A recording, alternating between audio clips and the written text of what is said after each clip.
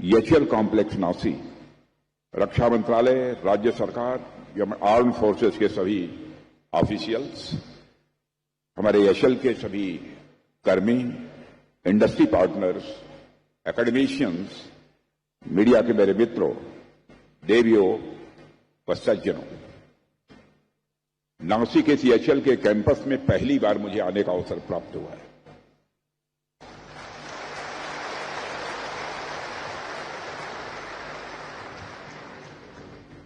और मैंने यहां जाकर देखा, यहां जितने भी लोग लगे हुए हैं काम में, जिस परिश्रम के साथ वह काम कर रहे हैं, और यह सब तो बातें अपनी अलग है, उनके चेहरे के ऊपर जो मैंने उमंग और उत्साह देखा है, मैं उसकी अपनी तरफ से भूरी भूरी प्रशंसा करता हूं। आज कुछ बोलने के पहले मैं हमारे पायलट्स, जिन्होंने एलसीए मार्क 1A, एचटीटी 40 और 230 MKI जब वो फ्लाइंग कर रहे थे तो मैं बहुत ही गौर से बैठे हुए उन्हें देख रहा था। इस शानदार फ्लाइंग के लिए मैं ग्रुप कैप्टन के वेणुगोपाल, ग्रुप कैप्टन प्रत्युष अवस्थी, खड़े हो जाइए, group captain Pratyush Awasthi, Su-30 और Su-30 MKI के के रथ, विंग कमांडर के रथ, गुड, कांग्रेचुलेशन, और विंग कमांडर श्री संजय वर्मा, मैं आप सभी को अपनी शुभकामनाएं देता हूं।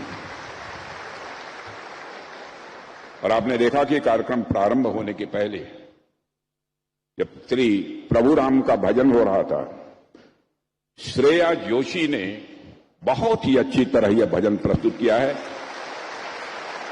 मैं श्रेया को अपनी तरफ से आशीर्वाद देता हूं, और मुझे किसी ने बताया कि श्रेया जोशी का जन्मदिन भी है। यहां श्रेया नहीं है क्या?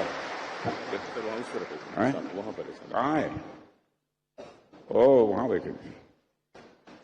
बेटा, तुम्हारे लिए हमारी बहुत बहुत शुभकामनाएं, आशीर्वाद।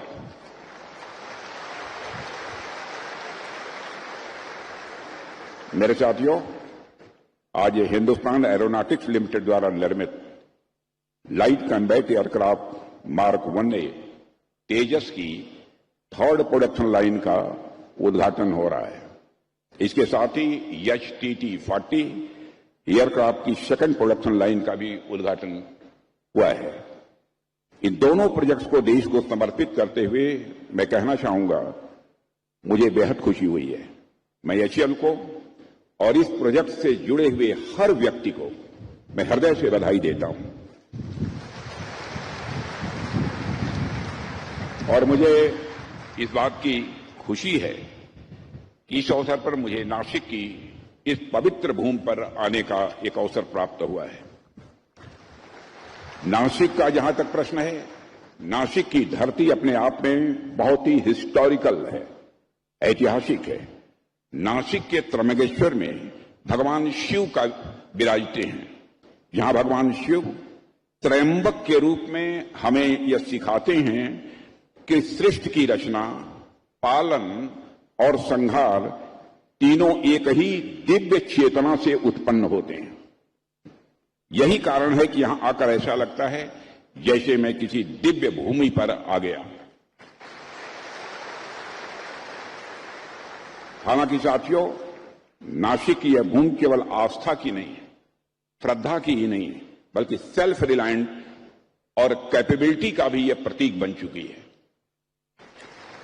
यहां एक और आस्था है, तो वहीं दूसरी ओर इसी नासिक की धरती पर हिंदुस्तान एरोनॉटिक्स लिमिटेड का एक गौरवशाली कैंपस भी राष्ट्र की रक्षा शक्ति को सिंबलाइज करता है, यानी उसका प्रतीक बनकर खड़ा है। और आज जब मैंने नासिक डिवीजन में तैयार किए गए सुखोई 30 एलसीए और एचटीटी 40 विमानों की उड़ान देखी तो मेरा सीना गर्व से चौड़ा हो गया।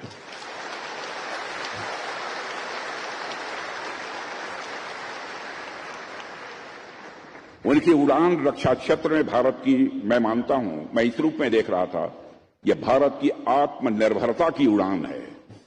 यह भारत के सेल्फ रिलायंस की एक फ्लाइंग है। साथियों, नासिक में स्थित एचएएल का भी अपना एक बहुत ही गोल्डन हिस्ट्री है, स्वर्णिम इतिहास है। कभी यहां MiG-21 और MiG-27 जैसे दिग्गज फाइटर जेट्स का निर्माण और ओवरहाल होता था, और आज यह संस्थान मॉडर्न सुखोई 30 और जेट्स का प्रोडक्शन हाउस बन चुका है। पिछले 6 दशकों से भी अधिक समय से एचएएल नासिक ने भारत की डिफेंस मैन्युफैक्चरिंग कैपेबिलिटी को नई ऊंचाइयों तक पहुंचाने में एक स्ट्रांग पिलर की भूमिका निभाई है। जैसा कि मैंने अभी कहा, नासिक भगवान शिव की भूमि है, जो एक तरफ शिवत्व यानी शांति की प्रतीक है, तो दूसरी तरफ यह संहार की भी प्रतीक है। ठीक उसी तरह से नासिक एक तरफ डिफेंस मैन्युफैक्चरिंग यानी निर्माण की प्रतीक है, तो दूसरी तरफ जरूरत पड़ने पर दुश्मनों का संहार करने की क्षमता भी रखती है।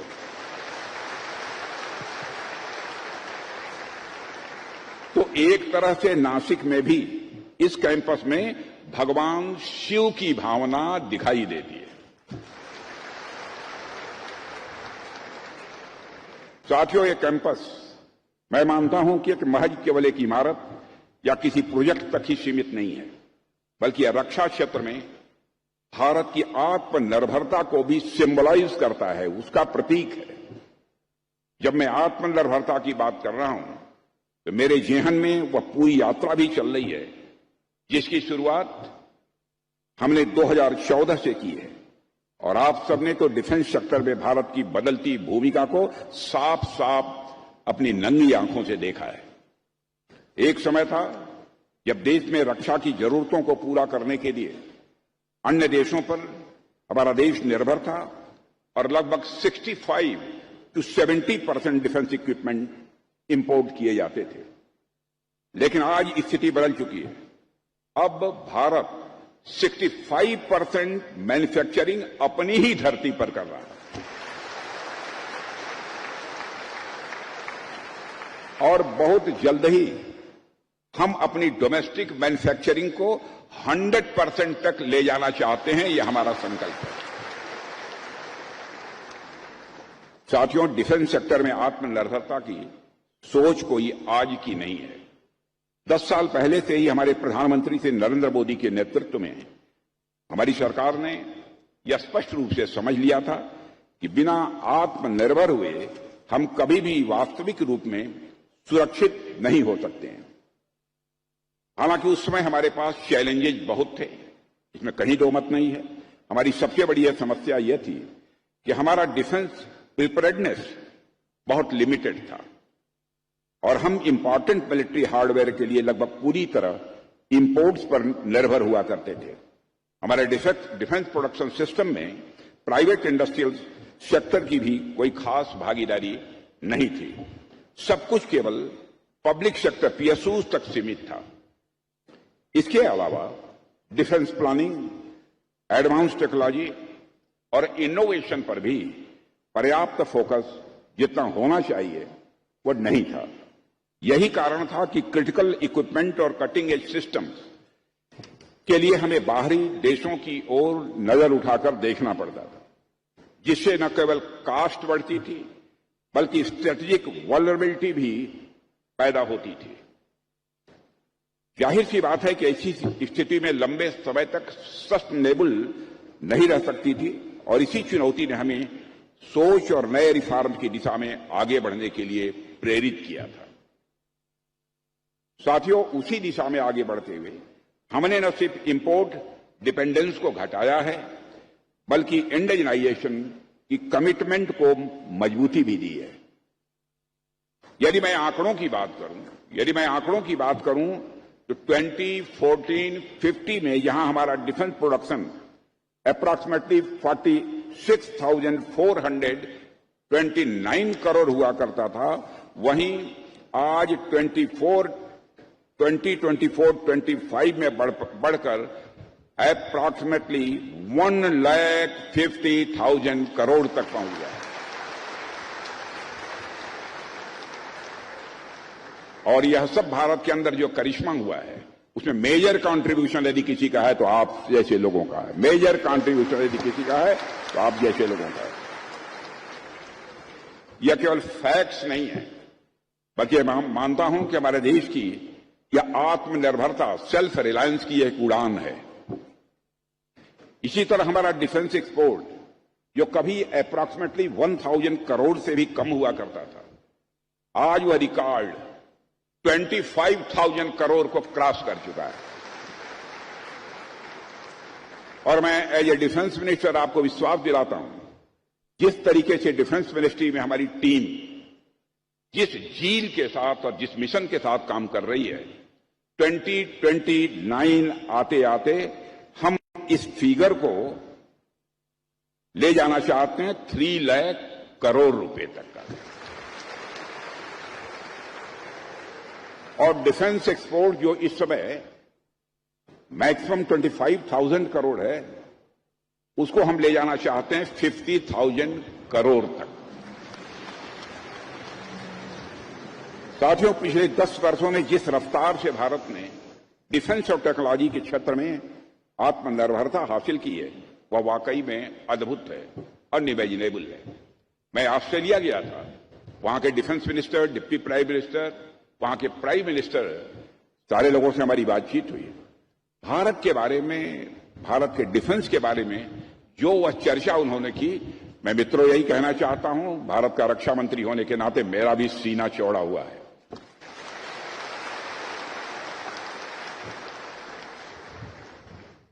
पहले हम जो कुछ बाहर से खरीदते थे, वो अब सारी चीजें अपने देश में बना रहे हैं। Fighter aircraft, missiles, engines, electronic warfare systems, इन सभी क्षेत्रों में भारत ने जबरदस्त प्रोग्रेस की है।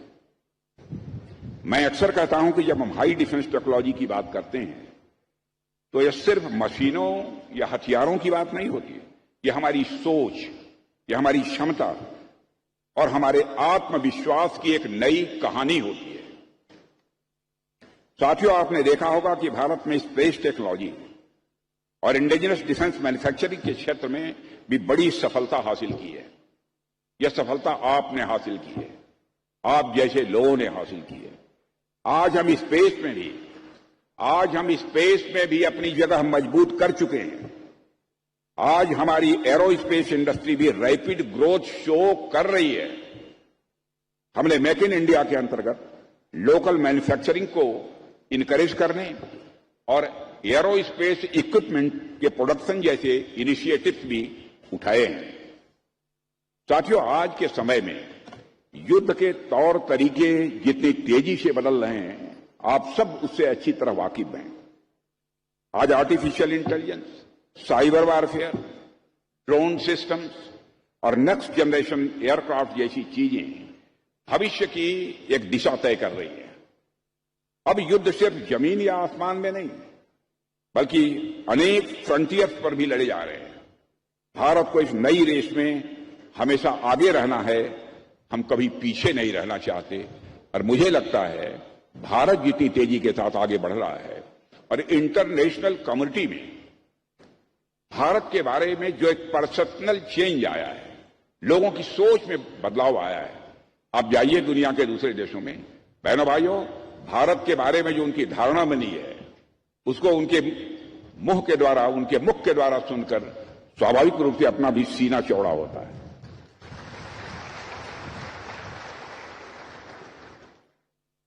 यही वजह है कि आज हम state of the art indigenous technology पर इतना जोर दे रहे हैं।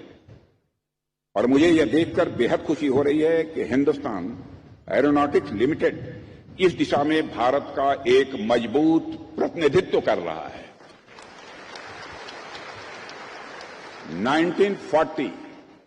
1940 के दशक में स्थापित हुआ यह संस्थान आज हमारे देश के रक्षा क्षेत्र का बैकबोन बन चुका है। अभी कुछ दिन पहले हमने MiG-21 की डीकमीशनिंग की थी। लंबे समय तक MiG-21 ने इस राष्ट्र की सेवा की और उसकी ऑपरेशनल नीड्स को पूरा करने में एचएएल ने मेजर कंट्रीब्यूशन किया है। और MiG-21 को ऑपरेशनल सपोर्ट देने में आपका जो योगदान है, मैं हृदय से उसकी सराहना करता हूं।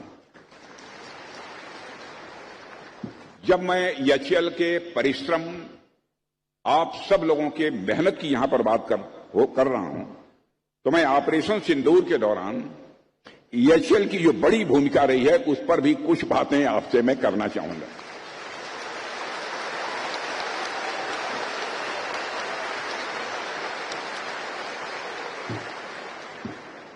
मेरे साथियों, भारत की सुरक्षा से जुड़ा हुआ जो पूरा इतिहास है, उसमें महज कुछ पल ही ऐसे हैं, महज कुछ क्षण ही ऐसे हैं जब एक साथ पूरे सिस्टम की असली परीक्षा ली गई है।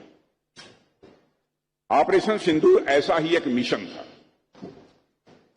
इस मिशन में हमारी सेनाओं ने न सिर्फ अपने शौर्य और पराक्रम का परिचय दिया, बल्कि इंडिजिनस प्लेटफॉर्म्स, स्वदेशी प्लेटफॉर्म पर अपने भरोसे को और भी साबित किया है।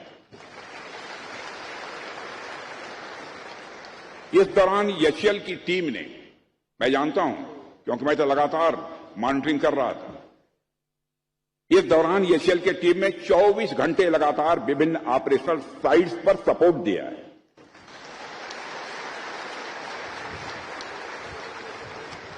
Fighter jets, Sukhoi, Jaguar, Mirage, Tejas और हेलीकॉप्टर्स के मेंटेनेंस और रिपेयर्स आपने चटपट किए, तुरंत किए। ताकि आपने यह क्यों किए?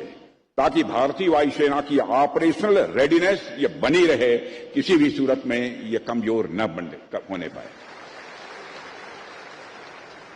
यह इस बात का प्रतीक था कि जब बात देश की सुरक्षा की आएगी तो हम इक्विपमेंट खुद भी बना सकते हैं और उन इक्विपमेंट से खुद की रक्षा भी कर सकते हैं। मैं इस अवसर पर एचएएल परिवार को पुनः एक बार हार्दिक बधाई देता हूं। और मेरे साथियों, आपने साबित किया है कि जब डेडिकेशन और इनोवेशन ये साथ चलें तो कोई भी लक्ष्य किसी भी सूरत में असंभव हो ही नहीं सकता है।